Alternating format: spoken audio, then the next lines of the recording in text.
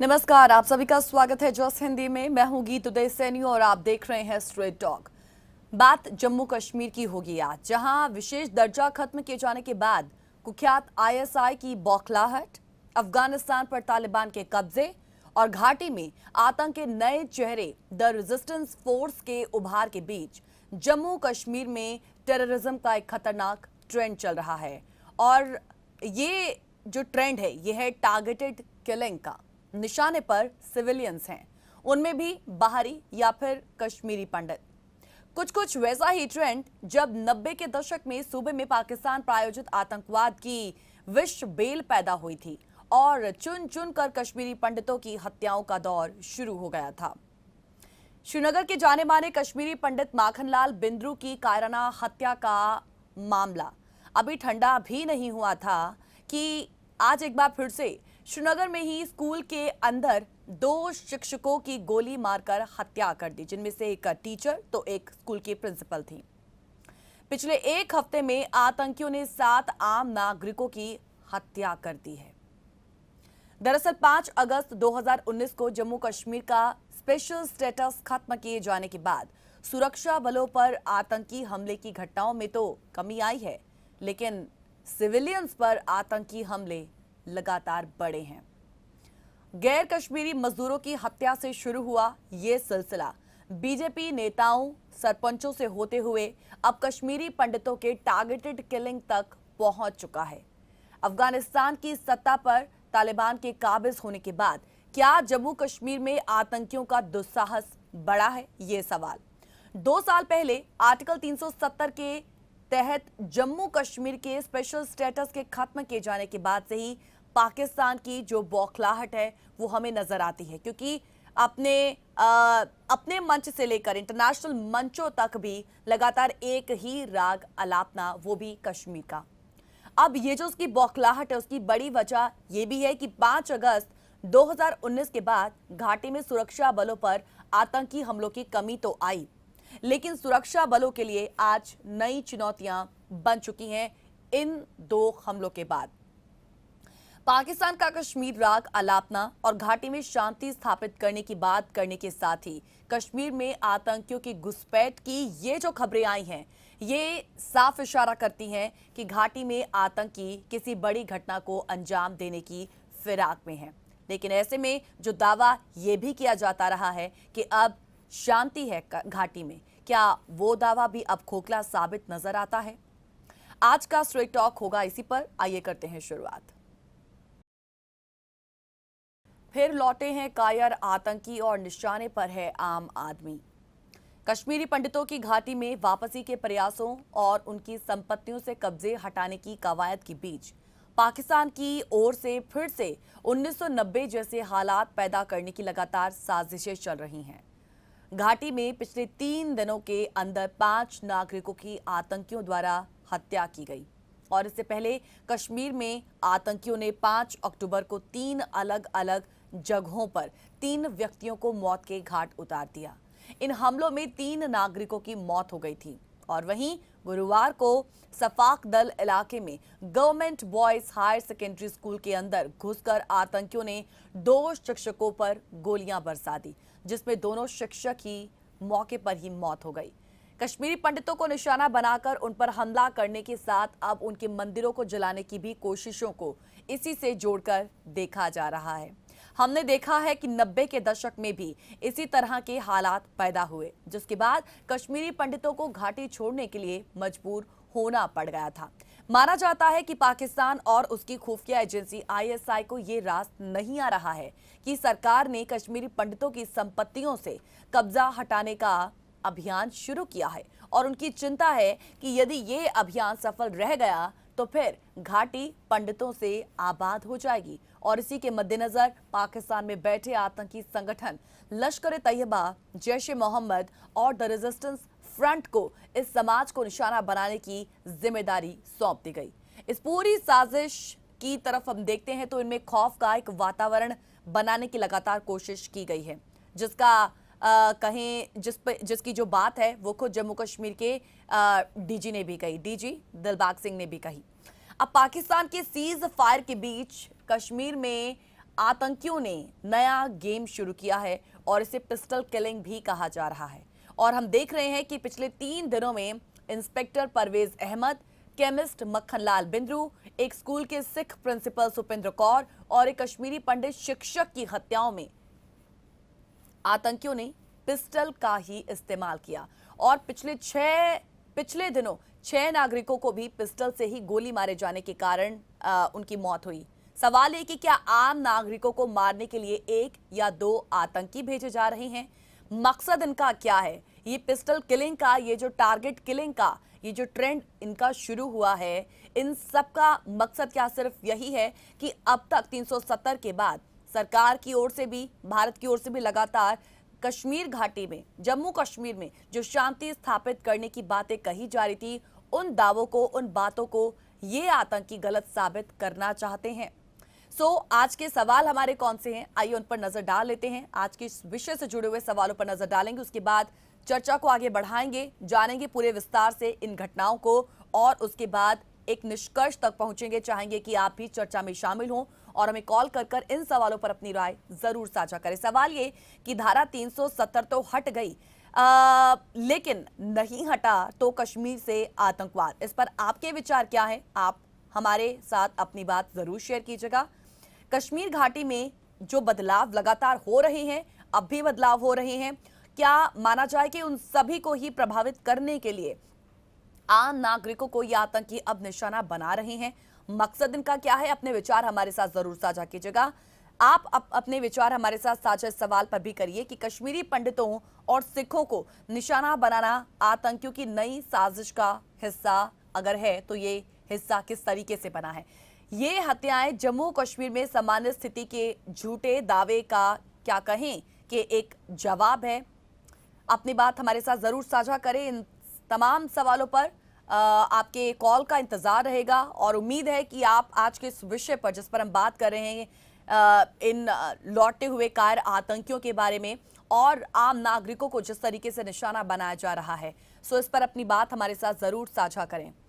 चलिए अभी फिलहाल जो आज घटना घटी है उसके बारे में थोड़ा सा जान लेते हैं ब्रीफ में, ताकि आप तक जानकारी पहुंचाई जा सके। जम्मू कश्मीर के श्रीनगर में दरअसल आज आतंकियों ने ईदगाह इलाके में एक स्कूल को निशाना बनाया और एक स्कूल में घुसकर 2 टीचर्स की हत्या कर दी गई। इनमें एक प्रिंसिपल है और एक शिक्षक हैं, प्रिंसिपल सुपेंद्र कौर और शिक्षक दीपक चांद जो कि कश्मीरी पंडित हैं। सुपेंद्र सिख समुदाय से आती हैं और दीपक चांद कश्मीरी पंडित। दोनों ही श्रीनगर के अलोची बाग के रहने वाले थे और वो गवर्नमेंट बॉयज हायर सेकेंडरी में पढ़ाते थे।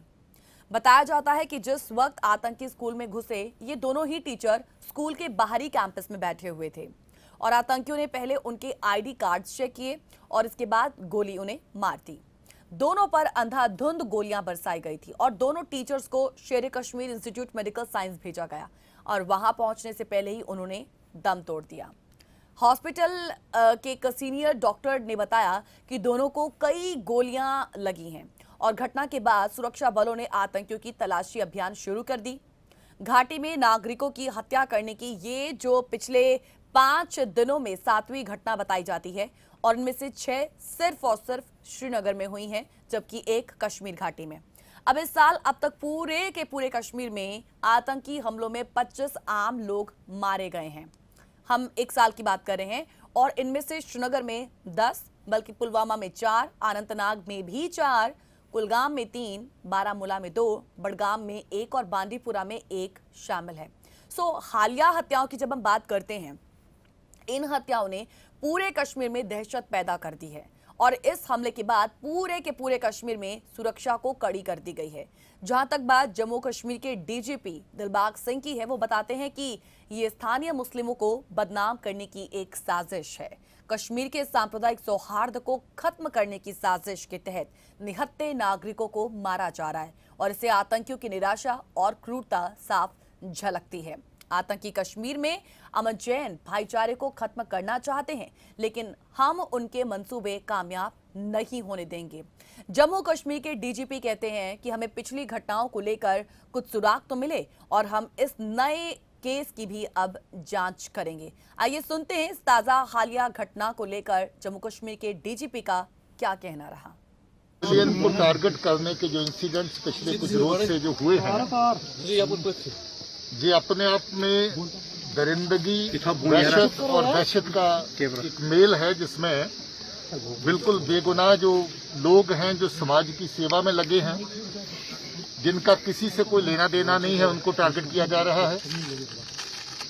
ये दहशत का माहौल पैदा करने के निशाने से इस तरह की कार्रवाई जो है, और कम्युनल रंग देने के लिए ऐसी किलिंग्स को, ताकि आपसी भाईचारा जो जहां पर कश्मीर में आपस में लोगों का है उसको नुकसान पहुंचे, उसको ठेस पहुंचे, उस तरह के इरादे से जहां पर हो रहा है। हम लोग को खेद है कि ये इंसिडेंट एक के बाद एक इस तरह के हुए, जिसमें बेगुनाह लोगों की जानें गई हैं। हम लोग पहले जो केसेस हुए हैं उनके ऊपर वर्क कर रहे हैं, और श्रीनगर पुलिस काफ़ी क्ल्यू उसमें हासिल कर चुकी है, और हम लोग बहुत जल्द ही जो इन केसेस में मुलव्वस लोग हैं, इस दहशतगर्दी, दरिंदगी और वहशत में जो लोग मुलव्वस हैं, जो इंसानियत को निशाना बना रहे हैं, जो जम्मू कश्मीर का आपसी भाईचारा उसको निशाना बना रहे हैं, जो जहाँ का लोकल अथॉस और वैल्यूज है उसको निशाना बना रहे हैं, मुझे लगता है कि इनको जल्द ही बेनकाब करने में पुलिस कामयाब होगी। बिल्कुल साजिश है, जहाँ पर कश्मीर के एक अपनी जो जहाँ का एक रवायत है उसको धक्का लगाने के लिए, उसको ठेस पहुँचाने के लिए ये एक साजिश है। कश्मीरी लोकल जो मुसलमान हैं उसको बदनाम करने के लिए ये एक साजिश है, जहाँ पर जो लोग अपना काम कारोबार करने के लिए, पेट भरने के लिए जहाँ पर बाहर से आते हैं उनको निशाना बनाने की ये एक साजिश है, ये दिखाने की कि कश्मीर में आपसी जो मेलजोल, जो आपस में जो लोगों का प्यार मोहब्बत जिसके साथ लोग रहते नहीं है, दहशतगर्द इसका पैमाना तय नहीं कर सकेंगे। दहशतगर्द हैं, और वो पार में जो एजेंसीज हैं पाकिस्तान में बैठी, उनके इशारों पर इस तरह की नकलो हरकत, इस तरह की साजिशें अंजाम दे रहे हैं, ताकि कश्मीर को नुकसान में रखा जाए, कश्मीर में जो बढ़ते हुए अमन के जो कदम हैं उनको रोका जा सके। हालिया घटना में जिस कश्मीरी पंडित की हत्या हुई, दीपक चांद, उसके परिवार वालों ने कहा है कि कश्मीर को जन्नत कहा जाता है, लेकिन हमारे लिए ये जन्नत बिल्कुल भी नहीं है। हमारे लिए, हमारे परिवार के लिए तो ये जहन्नुम है। उन्होंने रोते हुए हाथों से इशारा करके बताया कि इतनी सी बच्ची है उसकी, और हमें अब उसकी धमकी भरे फोन आते हैं। पिछले 30 साल से हमें निशाना बनाया जा रहा है, और ऐसे में हम कश्मीर को जन्नत नहीं बल्कि जहन्नुम कहेंगे। उनका ये हालिया बयान, हालांकि जम्मू कश्मीर में नॉर्मलसी के तमाम जो अभी फिलहाल दावे किए जाते हैं, क्लेम किए जाते हैं, उन सबका एक कहें सीधा सा, एक स्ट्रेट सा आंसर आ गया है। इस ताज़ा हालिया घटना ने कई बड़े सवाल खड़े कर दिया है एक बार फिर से।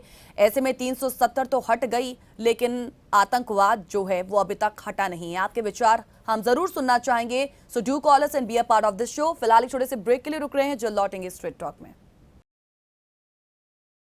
Welcome back after the break. आप देख रहे हैं स्ट्रेट टॉक। जम्मू कश्मीर के लेफ्टिनेंट गवर्नर मनोज सिन्हा ने इस ताज़ा हालिया घटनाओं पर कहा कि मासूम लोगों पर आतंकी हमले को अंजाम देने वाले आतंकियों को अब जवाब दिया जाएगा। आतंकी और उनके रहबर जम्मू कश्मीर की शांति, तरक्की, समृद्धि में लगातार खलल डाल रहे हैं, लेकिन हम ऐसा अब नहीं होने देंगे। यहाँ आपको जानकारी के लिए बता दें कि पिछले 5 दिनों में, ज्यादा एक साल की बात नहीं करेंगे, इन हालिया 5 दिनों की हम बात करेंगे जब एक डर का माहौल जो है वो साफ तौर पर यहाँ पर देखा जा सकता है।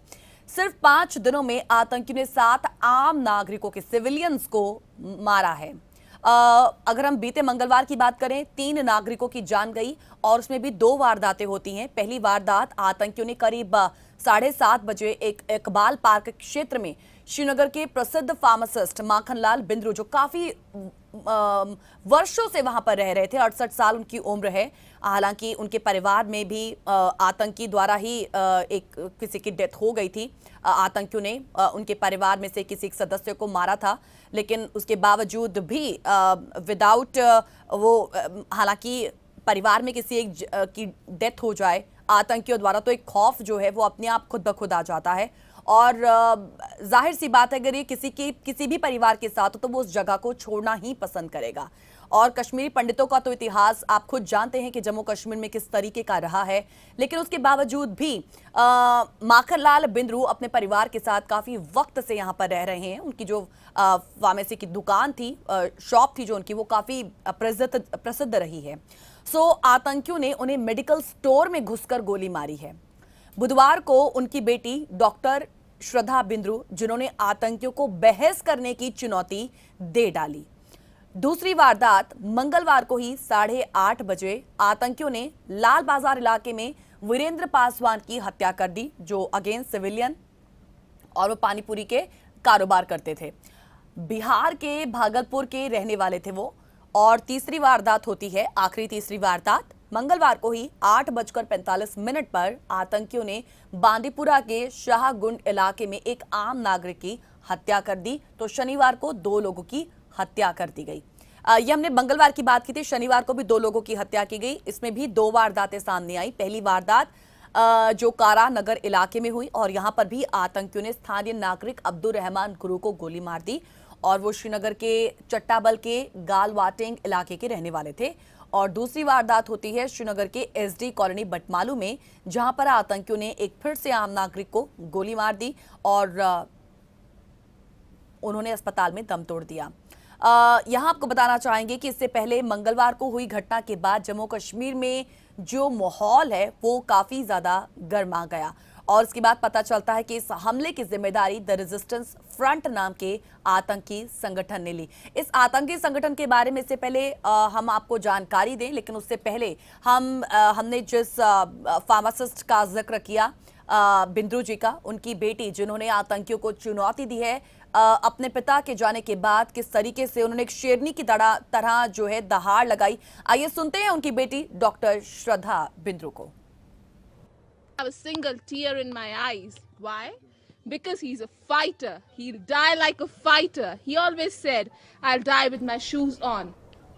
But whoever is the person who shot my father dead, Mister, come in front of me. You have some education.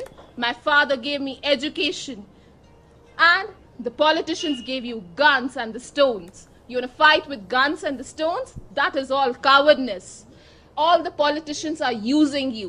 Come in front and fight with education. I'm an associate professor. I've started from 0 level. My father started from a bicycle. My brother, he's a famous diabetologist. My mother, she sits on the shop, a female lady. That is what Makhanlal Bindru made us. A Kashmiri Pandit, he will never die. You can just kill the body. And I, being a Hindu, I have read Quran. And Quran says कि ये जो चोला है, ये शरीर का जो चोला है, ये तो बदल जाएगा, लेकिन जो इंसान का स्पिरिट है, उसका जज्बा है, वो कहीं नहीं जाएगा. Makhanlal Bindru will be alive in the spirit. And Mister, who shot my father dead while he was working, if you have the guts and courage, come in front and have a debate. Have a face-to-face debate with us. Then we'll see what you are. जब एक word भी बोलना नहीं आएगा ना, एह करके ऐसे बैठ जाओगे ना, तब समझ आएगा. सिर्फ पत्थर ही मार सकते हो और पीछे से गोलियां ही चला सकते हो तुम लोग. क्या करोगे? एक शरीर उड़ा दिया ना तुमने. उस शरीर ने जिनको पैदा किया है ना, वो मैं हूं. ये हूं मैं, मेरे बाप की बेटी. इस हमले की जिम्मेदारी द रेजिस्टेंस फ्रंट नाम के आतंकी संगठन ने ली है और इस गुट के बारे में माना जाता है कि ये पाकिस्तानी आतंकी संगठन लश्कर तैयबा से बनाया गया है. टीआरएफ ने घटना की जिम्मेदारी लेते हुए ये दावा दरअसल किया है कि कश्मीर में ऐसे हमले अब आगे भी होते रहेंगे. यहां पर हम आपको ये भी बता दें कि पहली बार द रेजिस्टेंस फ्रंट का नाम पिछले साल कोविड-19 के बीच सामने आया था और माना जाता है कि कश्मीर से आर्टिकल 370 हटाए जाने के बाद ये जो संगठन है अस्तित्व में आया और इस संगठन को खड़ा करने के पीछे पाकिस्तान की एक सोची समझी साजिश भी बताई जाती है और ये भी माना जाता है कि पाकिस्तान को फाइनेंशियल एक्शन टास्क फोर्स की कार्रवाई से बचने के लिए, उसे बचाने के लिए ही टीआरएफ को बनाया गया है. जानकारी ये आई है कि ये जो संगठन है वो कश्मीर में एक्टिव मौजूदा आतंकवादी गुटों का एक मिला जुला रूप है और इस पाकिस्तान समर्थित गुट को लश्कर के अलावा हिजबुल मुजाहिदीन, जैश ए मोहम्मद और अल बद्र जैसे संगठन लगातार मदद कर रहे हैं। बीते मंगलवार को एक कथित बयान में टीआरएफ प्रवक्ता उमर वानी ने कहा कि मारे गए तीनों नागरिकों को आरएसएस की कठपुतली उन्होंने करार दिया और ये भी दावा किया कि उन्हें खुफिया एजेंसियों के साथ काम करने के लिए ही उन्हें मारा गया है। यही नहीं, टीआरएफ ने बिंद्रू की बेटी श्रद्धा बिंद्रू के लिए भी अपशब्द कह डाले, जिनको अभी अभी आपने सुना। द रेजिस्टेंस फ्रंट की ओर से जारी प्रेस रिलीज में यह कहा गया कि लोगों को हर कुटपुतली के बारे में पता होना चाहिए और सतही रूप से या फिर चरित्र के बहकावे में नहीं आना चाहिए। जिस तरह से उनकी बेटी कश्मीरियों के बारे में भौंकती है, वो इन घटिया मानसिकता वाले लोगों के बारे में कश्मीरियों की आंखें और दिमाग खोलती थी। तो ये इस तरीके के शब्द जो हैं वो टीआरएफ द्वारा इस्तेमाल किए गए उस प्रेस नोट में। इस हत्या के तत्काल बाद संदिग्ध चरमपंथियों ने सड़क किनारे एक कारोबारी को गोली मार दी और उनकी भी मौके पर मौत हो गई। सो पुलिस का कहना अब तक ये रहा है कि ये जो वारदातें हैं वो श्रीनगर के लाल बाजार की हैं। 2 अक्टूबर को भी एक अज्ञात बंदूकधारी ने अब्दुल माजिद गुरु और मोहम्मद शफी डार को गोली मारी थी और तीसरी हत्या भी श्रीनगर के बिल्कुल 60 किलोमीटर दूर बांदीपुरा जिले में हुई, जैसा जिक्र मैंने पहले किया। अभी तक इन तमाम घटनाओं को लेकर माना जाता है कि हमले में सुमो ड्राइवर एसोसिएशन के अध्यक्ष की जान गई और पुलिस का यह मानना है कि वो अपने रिश्तेदार से दरअसल मिलने आए थे कि तभी ये हमला हुआ। सो पुलिस ने पूरे इलाके को कॉर्डन ऑफ किया और सर्च अभियान अभी तक जारी है। ये जिन 3 हत्याओं का हम जिक्र लगातार कर रहे हैं, ये 1 घंटे के अंदर अंदर हुई हैं। नरेंद्र मोदी कैबिनेट के शीर्ष के मंत्री कश्मीरी दौरे पर हैं इस वक्त और गृह मंत्रालय का भी एक फिलहाल अभी दौरा होने वाला है, अमित शाह का।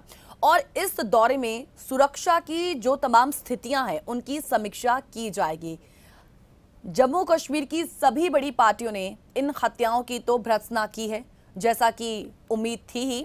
हालांकि सेना भी दावा करती है कि घाटी से हिंसा खत्म हो गई है, लेकिन हाल ही की घटनाओं से एक बार फिर से ये जो डर का माहौल बना है, ये डर का माहौल क्या कह रहा है इन कश्मीरी वासियों से, जम्मू कश्मीर में रहने वाले आम नागरिकों से, ये डर का माहौल क्या संकेत दे रहा है? अपने विचार हमारे साथ जरूर साझा करें। एक बार फिर से इन सवालों पर नजर डालेंगे और चाहेंगे कि हमारे व्यूअर जो इस वक्त हमें सुन रहे हैं वो जल्दी से हमें कॉल करें और अपनी राय हमारे साथ साझा करें कि अभी फिलहाल इस तरीके से आतंकियों का एक बार फिर से लौटना, हम ये भी नहीं कह सकते हैं कि आतंकी एक नया चैप्टर शुरू हुआ है। हालांकि डेफिनेटली ऐसा हर बार माना जाता है कि वहाँ के लोकल्स की भी एक कहें काफ़ी ज़्यादा एक सपोर्ट जो है वो इन आतंकियों को रहता ही है।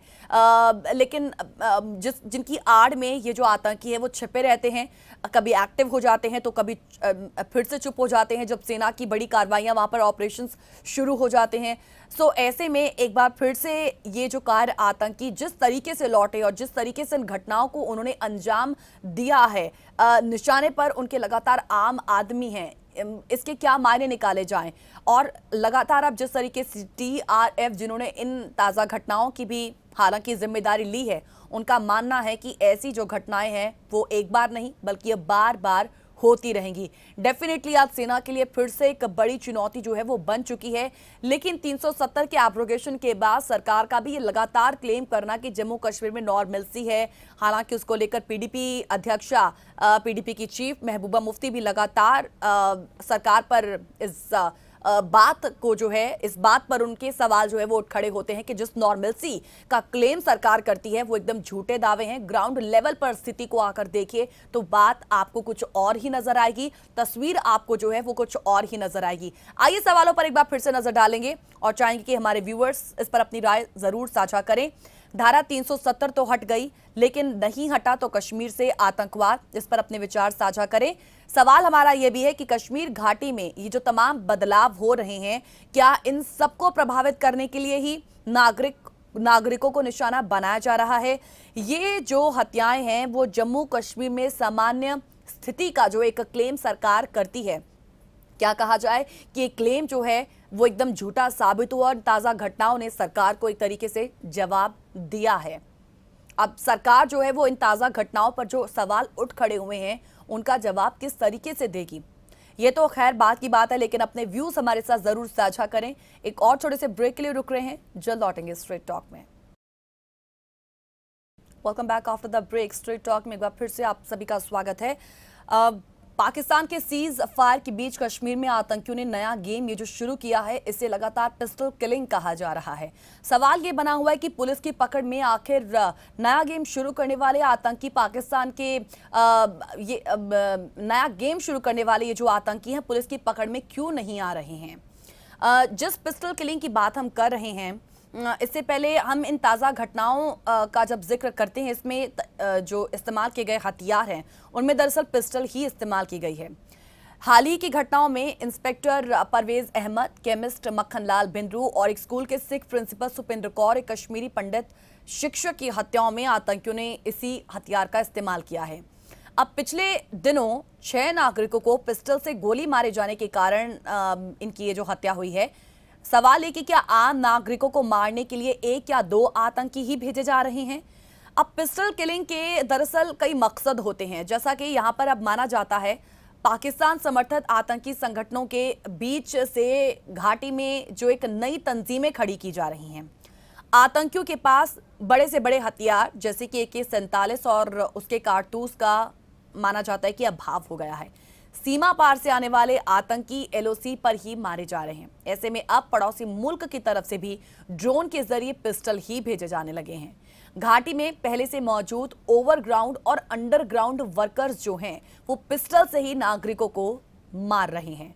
BSF ने अभी कुछ समय पहले ही सांबा में अंतर्राष्ट्रीय सीमा पर 4 पिस्टल्स और गोला बारूद ये बरामद किए थे। और अफगानिस्तान पर तालिबान का कब्जा होने के बाद वहां पाकिस्तान क्योंकि अपनी बड़ी भूमिका में आना चाहता है, सो भारत के साथ पड़ोसी मुल्क ने सीमा पर सीज फायर घोषित कर रखा है। अब खास बात यह है कि दुनिया को दिखाने के लिए पाकिस्तान ने सीमा पर गोलीबारी तो बंद कर दी, लेकिन जम्मू कश्मीर में आतंकियों के लिए अपना सपोर्ट सिस्टम जो है वो जारी रखा हुआ है। अब ड्रोन से हथियार पहुंचाने के दर्जन भर मामले सामने आ चुके हैं। जम्मू एयरफोर्स स्टेशन पर विस्फोट किया गया, आर्मी परिसरों को निशाना बनाने का तक प्रयास हुआ। ठीक 370 अभी जब 5 अगस्त आई थी, ठीक उससे पहले पाकिस्तान की तरफ से घुसपैठ का लगातार प्रयास हो रहा है, लेकिन अधिकांश आतंकी जो हैं वो LOC पर ही मारे जा रहे हैं। भारतीय सेना उन्हें आगे नहीं आने देती।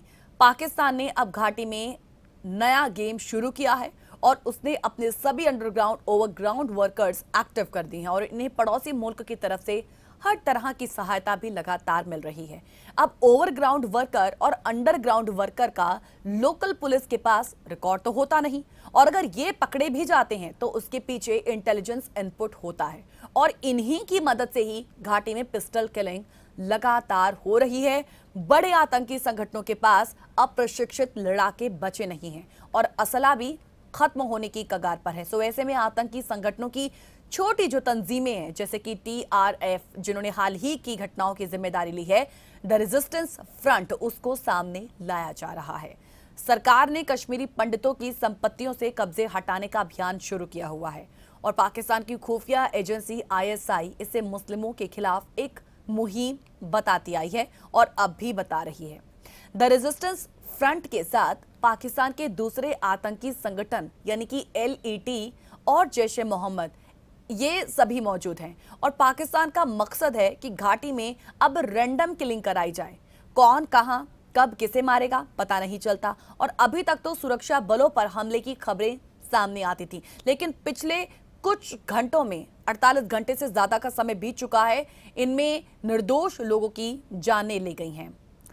पिस्टल किलिंग के जरिए आतंकी लगातार शायद ये मैसेज दे रहे हैं कि कश्मीरी पंडितों के लिए यहां बसना खतरे से खाली नहीं है, घाटी में वापसी का प्रयास बिल्कुल ना करें। पिस्टल किलिंग के मार्फत आतंकी कहीं ना कहीं ये संदेश दे रहे हैं कि सरकार उन्हें नहीं बचा सकती है। पिछले दिनों क्योंकि एक बार लगा कि घाटी में शायद सब कुछ ठीक होता जा रहा है और लाल चौक पर भव्य रोशनी की गई थी और डल झील पर भी शानदार एयर शो आयोजित किया गया था। अभी हाल ही की बात है, इनफैक्ट जन्माष्टमी पर भी हम देखते हैं कि झांकियां काफी निकाली गई थी और अब केंद्रीय गृह मंत्री अमित शाह जो कश्मीर दौरे पर आने वाले हैं, एकाएक सिविलियन पर हमले कर पाकिस्तान ने कहीं ना कहीं शायद ये भी बता दिया कि घाटी में आतंकी कैडर अब भी मौजूद है। सो नॉर्मलसी के जो दावे आप करते हैं वो झूठे हैं। पड़ोसी मुल्क अब एक नई चाल चल रहा है। हम देखते हैं कि अमेरिका या यूएनओ द्वारा जिस आतंकी संगठन को बैन किया जाता है, पाकिस्तान उसकी एक नए नाम से जो दूसरी ब्रांच है वो खड़ी कर देता है। अब कश्मीर में कई आतंकी संगठनों को मिलाकर नए समूह लगातार बनाए जा रहे हैं और इस मामले में चीन भी बिल्कुल पीछे नहीं। शायद उसका सोचना है कि भारत पीओके में उसके लिए खतरा बन सकता है और उसके द्वारा किए गए भारी निवेश पर पानी फिर सकता है और इसी वजह से चीन भी आज चाहता होगा कि जम्मू कश्मीर में भारत आतंकियों के साथ उलझा रहे और हम अपना काम करते रहें। भारतीय सीमा में आए दिन पाकिस्तान की तरफ से जो हथियार गिराए जा रहे हैं उसके लिए चीन ने ही 25 किलोमीटर दूर तक की उड़ान भरने वाले ड्रोन मुहैया कराए। घाटी को पिस्टल किलिंग से आखिर बचाया कैसा जाए, इस सवाल के जवाब में यदि गौर किया जाए तो माना जाता है कि इस तरह की जो स्थिति है उसमें एक ठोस विकल्प रहता है लोकल पब्लिक का, जिसका बाहुल्य होता है वहां पर। और घाटी में मुस्लिम समुदाय के पास आज ये सिचुएशन है, यानी कि उनका बाहुल्य है। ओवरग्राउंड वर्कर और अंडरग्राउंड वर्कर आसमान से तो टपकते नहीं, वो ना ही जंगलों में रहते हैं। अब ये लोग आम लोगों के बीच में ही रहते हैं। जैसा मैंने कहा, जैसा हमेशा इनफैक्ट कहा भी जाता है, माना भी जाता है कि लोकल सपोर्ट जो एक रहता है इनको जो शय मिलती है आतंकियों को, सो इससे उनका जो जोश है, जो उत्साह है, वो हर वक्त जो है वो एकदम टॉप पर रहता है। सो कुछ समय शांत रहने के बाद वो अचानक से एक्टिव हो जाते हैं। सो ये लोग आम लोगों के बीच में ही रहते हैं वहां और उन्हें पुलिस भले ही ना पहचान पाए मगर लोग उन्हें अच्छे से जानते हैं और ये अलग बात है कि वो उनकी जानकारी पुलिस को नहीं देते हैं। उसके पीछे एक डर का माहौल भी है। मुस्लिम समुदाय के लोग चाहे तो पिस्टल किलिंग वाले लोग तुरंत पकड़ में आ जा सकते हैं। उनके लिए स्थानीय स्तर पर सपोर्ट सिस्टम कहां से आ रहा है ये भी आज पता लगाया जा सकता है। सुरक्षा बलों को ये बात शायद आज ध्यान में रखनी होगी कि पिस्टल किलिंग केवल कश्मीर में ही क्यों हो रही है, ये जम्मू में क्यों नहीं हो रही है, क्योंकि जम्मू में पिस्टल किलिंग अभी तक नहीं हुई है। जम्मू में भी हम देखते हैं कि कुछ जो घटनाएं हुई भी हैं वहां पर इस तरीके के असले का इस्तेमाल नहीं किया गया है। सो से केवल ये कश्मीर में ही नजर आता है। हालांकि इसके पीछे जब रीजन दिया जाता है, रीजन मांगा जाता है, तो अभी तक कुछ जो स्थिति है वो साफ नजर नहीं आती है। सो आप अपनी बात हमारे साथ जरूर साझा करें कि आप इस पर क्या सोचते हैं। जम्मू कश्मीर में नॉर्मलसी को लेकर और उसके साथ साथ जो सरकार की ओर से भी जो दावे किए जाते हैं, क्योंकि ग्राउंड लेवल पर वाकई में जो एक हाल ही की तस्वीरें हैं वो सब कुछ बयां कर देती हैं और हाल ही की घटना भी साफ तौर पर सब कुछ बयां कर देती हैं। कश्मीरी पंडितों की वापसी का जो एक कहे सवाल है वो हमेशा रहता है। हालांकि वो वहां पर कितने सेफ हैं, एक ऐसे परिवार भी जो काफी अरसों से वहां पर रह रहे हैं, लेकिन हाल ही की घटना जो है वो इन कश्मीरी पंडितों के डर को, उनके खौफ को जो है वो डेफिनेटली आज जरूर बढ़ा ही रही होगी। सो ऐसे में जम्मू कश्मीर में इस क्षेत्र में नॉर्मलसी कब, कहां और कैसे आएगी, इस सवाल का जो जवाब है शायद सरकार को आज देना होगा। अब यहां पर सवाल एक और खड़ा उठता है कि 370 खत्म होने के बाद, क्योंकि 2 साल देखिए बीत चुके हैं, ऐसे में क्या चरमपंथी गतिविधियों में स्थानीय लोगों की भागीदारी बढ़ी है? ये एक बड़ा सवाल हमेशा से ही रहा है, क्योंकि जम्मू कश्मीर का विशेष दर्जा खत्म होने और राज्य को 2 केंद्र शासित प्रदेशों में बांटे जाने के कुछ जो अभी साल हैं वो पूरे हो चुके हैं, 2 साल पूरे हो चुके हैं। पीएम मोदी और उनकी सरकार का ये अब तक हमेशा से दावा था भी कि इलाके में शांति के लिए ये कदम जरूरी था, 370 को हटाना, उसे निष्क्रिय करना। लेकिन आज 2 साल बाद भी सुरक्षा बलों के लिए काम करने वाले कई आम और स्थानीय लोगों को निशाना बनाया जाने लगा है और ये वो लोग हैं और उनके परिवार हैं जिन्हें सीमा के उस पार पुलिस इन्फॉर्मर या सहयोगी तक कहा जाता है। वो हमेशा ही एक आसान और पहला टारगेट होते हैं। रिपोर्ट्स कहती हैं कि कश्मीर में चरमपंथ से जुड़ी घटनाओं में 19 आम लोगों और 15 सुरक्षा कर्मियों की मौत हो चुकी थी जुलाई तक।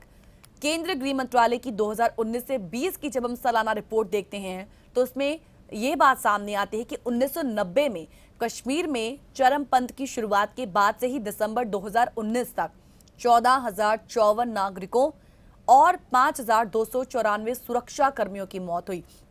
जिन नागरिकों की हम बात कर रहे हैं वो वहां के आम नागरिक हैं। हालांकि माना जाता है कि असल आंकड़े इससे बहुत जुदा हैं, बहुत ज्यादा हैं। भारत लंबे समय से पाकिस्तान पर अशांति फैलाने का आरोप लगाता रहा है। हालांकि पाकिस्तान इससे हमेशा से ही इनकार करता आया है। कश्मीर की सुरक्षा एजेंसियों का मानना है कि पाकिस्तान की तरफ से चरमपंथियों का आना सीज फायर के कारण कम हुआ है। अब जम्मू कश्मीर के इंस्पेक्टर जनरल विजय कुमार, जिन्होंने जून में एक प्रेस कॉन्फ्रेंस में कहा था कि पिछले कुछ दिनों में निर्दोष लोगों और छुट्टी पर गए या मस्जिद के अंदर मौजूद पुलिस वालों को निशाना बनाया गया, वो चरमपंथी भय का वातावरण बनाना चाहते हैं। वो यहाँ शांति और स्थिरता नहीं चाहते हैं। और मरने वालों के आंकड़ों के मुताबिक केंद्र सरकार द्वारा जम्मू कश्मीर का स्पेशल स्टेटस खत्म किए जाने के बाद इलाके में जो लोकल हैं चरमपंथियों की हत्या जो है बड़ी है। सैन्य बलों और चरमपंथियों के बीच जो मुठभेड़ है उसकी संख्या भी पिछले कुछ समय में बढ़ी है। सो इस साल जनवरी से अभी तक जम्मू कश्मीर के अलग अलग इलाकों में 90 कथित चरमपंथी मुठभेड़ में मारे गए हैं और इनमें से 82 कथित चरमपंथी स्थानीय ही थे और कुछ की उम्र सिर्फ और सिर्फ मात्र 14 साल। सो कुछ तो अलगाववादी चरमपंथी संगठनों से जुड़े हुए थे। और रिपोर्ट्स ये भी कहती हैं कि साल 2020 में 203 चरमपंथी जम्मू कश्मीर में मारे गए और इनमें से 166 स्थानीय चरमपंथी थे। और साल 2019 में 152 चरमपंथी ढेर किए गए और इनमें से 120 लोकल कश्मीरी थे। और कश्मीर में अभी 200 से अधिक सक्रिय चरमपंथी माने जा रहे हैं और ये अभी एक्टिव हो रहे हैं और इनमें से 80 विदेशी हैं और 120 लोकल हैं।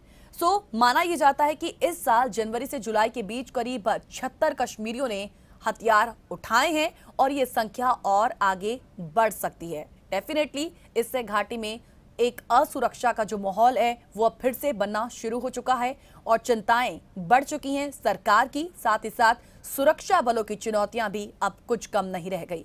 एक और छोटे से ब्रेक के लिए रुक रहे हैं यहाँ पर, चल लौटेंगे स्ट्रेट टॉक में। Welcome back after the break. आप देख रहे हैं स्ट्रेट टॉक और ब्रेक में जाने से पहले लगातार उन चरमपंथियों की बात, उन एक्सट्रीमिस्ट की बात लगातार हो रही है जिनकी भागीदारी बढ़ी है या नहीं बढ़ी है उस पर हमने चर्चा की आपके साथ। सो एक तरफ ये माना जाता है कि कश्मीर में चरमपंथ में पिछले साल की तुलना में कमी आई है, लेकिन दूसरी तरफ ये भी माना जाता है, एक मत ये भी है कि स्थानीय चरमपंथियों की जो भागीदारी है वो अब निरंतर बढ़ने लगी है, जो कि इस मुस्लिम बहुल इलाके के लिए एक सबसे बड़ी टेंशन वाला ट्रेंड बन चुका है। देखिए, भारत ने हमेशा ही पाकिस्तान को कश्मीर में चरमपंथ को बढ़ावा देने का और कश्मीर में चरमपंथियों को ट्रेनिंग देने का और हथियार सप्लाई करने का जिम्मेदार ठहराया है और पाकिस्तान जो है वो इन आरोपों से हमेशा इनकार करता आया है। माना जाता है कि केंद्र सरकार की नीतियों को लेकर एक असंतोष लोगों के चरमपंथी गुटों से जुड़ने का कारण हो सकता है। एलओसी पर फरवरी से दोनों देशों के बीच सीजफायर के फैसले के बाद से ही शांति अभी तक बनी हुई है, लेकिन कश्मीर में चरमपंथी हमले और ये जो मुठभेड़ हैं वो लगातार जारी ही हैं।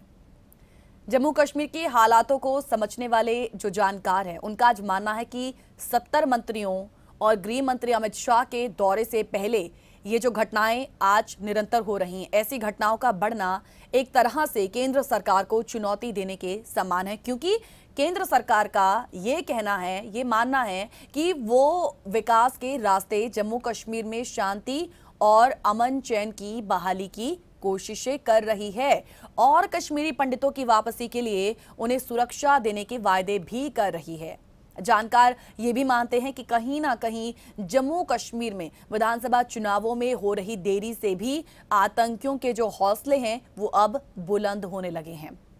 5 अगस्त 2019 को जम्मू कश्मीर को विशेष दर्जा देने वाले आर्टिकल 370 को हटाने के बाद ये अमित शाह की पहली यात्रा यहां पर होने वाली है, जब अभी वो यहां पर आएंगे। सो अमित शाह के दौरे से पहले 70 केंद्रीय मंत्रियों के केंद्र शासित उस क्षेत्र का जो है वो दौरा अभी फिलहाल कर रहे हैं, यानी कि अमित शाह से पहले और पीएम नरेंद्र मोदी ने भी इन मंत्रियों को एक तरीके से निर्देश दिया हुआ है कि वो जनता में एक कहें जो ट्रस्ट बहाल करना है, उस विश्वास बहाली के लिए दूर दराज वाले इलाकों में जाएं और जनता से सीधा संपर्क साधें। मंत्रियों का ये दौरा जो है वो सितंबर के महीने में शुरू हुआ है। इस दौरे के दौरान मंत्रियों को इस बात की अब जांच करनी है कि केंद्र में विकास से जुड़े कितने काम जो हैं वो यहां पर पूरे हुए हैं। और वहीं अमित शाह जम्मू और श्रीनगर की 2 दिवसीय यात्रा के दौरान सुरक्षा स्थिति और विकास संबंधी परियोजनाओं की समीक्षा करने वाले हैं। जानकारी है कि जम्मू कश्मीर जाने वाले सभी मंत्रियों को गृह मंत्रालय और पीएम कार्यालय को एक रिपोर्ट भी देनी होगी। हम जानते हैं कि पिछले साल जनवरी में 36 मंत्रियों ने राज्य का दौरा किया। मेजर जनरल एजीबी जैनी जो अब सेवानिवृत्त हो चुके हैं, रिटायर हो चुके हैं, उनका मानना है कि इस आतंकी हमले का एक सीधा सा कनेक्शन केंद्र सरकार को चुनौती देने जैसा है। अब राज्य को स्पेशल स्टेटस देने वाले धारा 370 को खत्म करके सरकार ने जो अचीवमेंट्स हासिल की, सीमा पार से होने वाले आतंक पर जिस तरह काबू पाया गया और अलगाववादियों की हिम्मत जिस तरीके से आज टूटी है, उस वजह से उनके अंदर एक छटपटाहट भी साफ देखी जा सकती है। खासतौर पर कश्मीरी पंडितों के घाटी में लौटने की खबरों ने उन्हें बेचैन जरूर किया होगा और इसीलिए आतंकी संगठन गृह मंत्री के दौरे से पहले यह दिखाने की कोशिश करते हैं कि उन्होंने अभी जम्मू कश्मीर का चैप्टर बंद नहीं किया है। और वहीं मेजर जनरल एसवीपी सिंह को इन आतंकियों हमलों के पीछे तालिबान का भी कुछ हाथ दिखता है, क्योंकि वो मानते हैं कि अफगानिस्तान में तालिबान और हक्कानी ग्रुप इस वक्त शासन कर रहे हैं और इससे पाकिस्तान को पूरी शय मिलती है। और इसलिए देखने में ये आता है कि कुछ दिनों से जम्मू कश्मीर में आतंकी घटनाएं ये लगातार बढ़ रही हैं। हमने ये भी देखा है कि पिछले कुछ दिनों में, क्योंकि सर्च ऑपरेशन लगातार चलता है, एक क्लीन ऑपरेशन जो यहाँ पर हमेशा से ही सेना का चलता रहता है और इस दौरान ही आतंकवादियों के साथ उनका एनकाउंटर भी होता है, मुठभेड़ें लगातार चलती रहती हैं।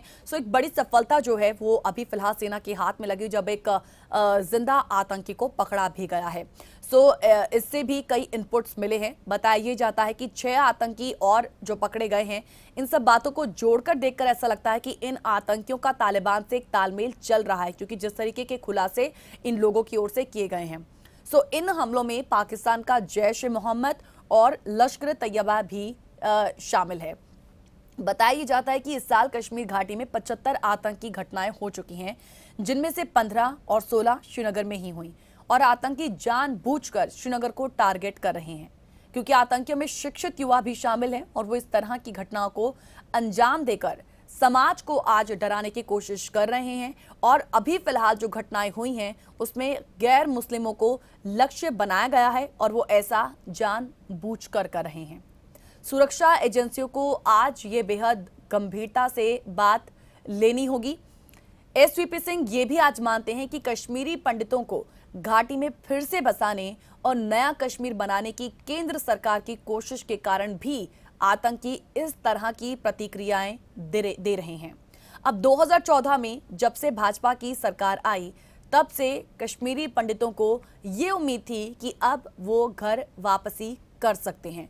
हम ये देखते हैं कि उनकी ये जो उम्मीद है वो उस वक्त और बढ़ गई थी जब अनुच्छेद 370 हटाया गया था। हम ये जानते हैं कि 2019 में जब 370 हटाया गया था, उस वक्त सबसे ज्यादा जो प्रतिक्रियाएं हैं इन्हीं कश्मीरी पंडितों की ओर से ली गई थी, जब उनकी खुशी का एक ठिकाना नहीं रहा था और अब तक जिस डर और माहौल के साए में वो जी रहे थे, वो डर और माहौल शायद अब उनकी जिंदगी से गायब हो जाएगा।